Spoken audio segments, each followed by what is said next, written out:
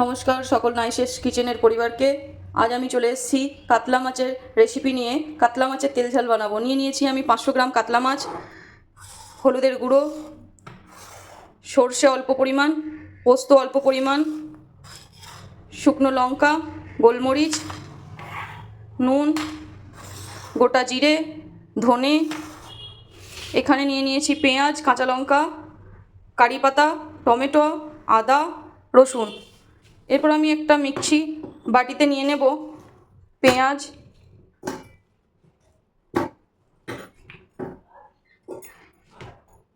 নিয়ে নিচ্ছি রসুন, আদা, জিরে, ধনে, সর্ষে, পোস্ত, শুকনো লঙ্কা, গোলমরিচ।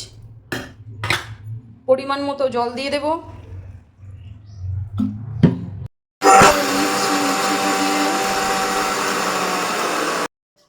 এরপর দিয়ে দেব মাছের মধ্যে পরিমাণ মতো নুন আর পরিমাণ মতো হলুদের গুঁড়ো।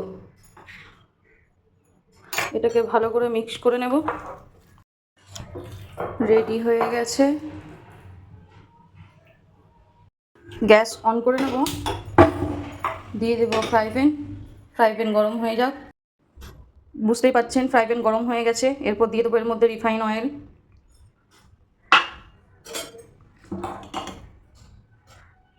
তেল গরম হয়ে গেছে। এবার দিয়ে দেবো একটা একটা করে মাছ।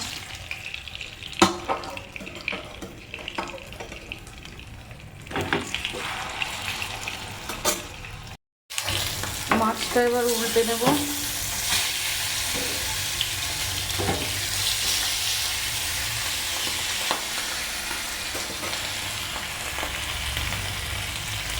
প্রত্যেকটা মাছ এইভাবে একইভাবে ফ্রাই করে নেব।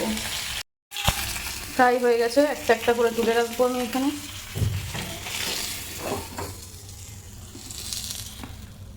কি বসেছে মাছগুলো দিয়ে দেবো। মাছের ভাজা রেডি। এরপর চলে যাব।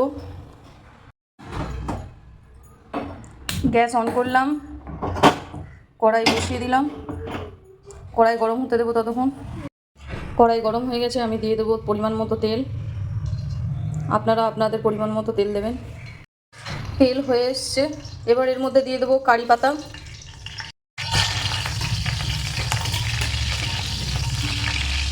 দিয়ে দেবো যে মশলাটা রেডি করেছিল সেই মশলাটা তেলের মধ্যে দিয়ে দেবো।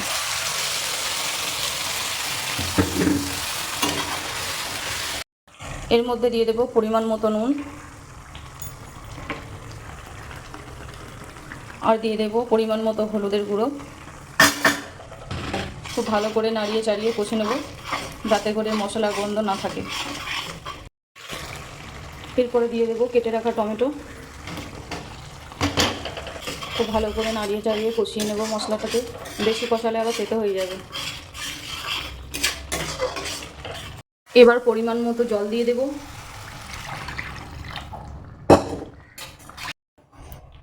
জল দেওয়া হয়ে গেছে। এবার বেশি কিছুক্ষণ ফুটতে দেব। ঢাকনা লাগিয়ে রেখে দেব 10 মিনিট ফুটুক। মশলা রেডি হয়ে গেছে। এবার আমি ঢাকনাটা খুলে মাছটার মধ্যে দিয়ে দেব।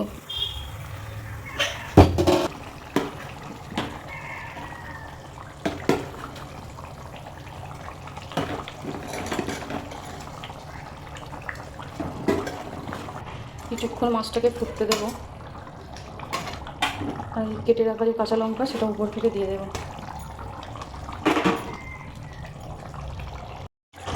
মাছটা খুব ভালোভাবে ফুটে গেছে, দেখতেই পাচ্ছেন। এরপরে 5 মিনিটের জন্য ঢাকাটা ঢেকে দেব। আমার মাছ রেডি। বুঝতেই পাচ্ছেন কতটা টেস্টি হয়েছে, কতটা সুন্দর দেখতে লাগছে। Colour perfect. আপনারাও ট্রাই করুন আর আমাকে ইনবক্সে জানান। রেডি হয়ে গেছে আমার মাছের ঝাল। এবার সার্ভ করে দেব।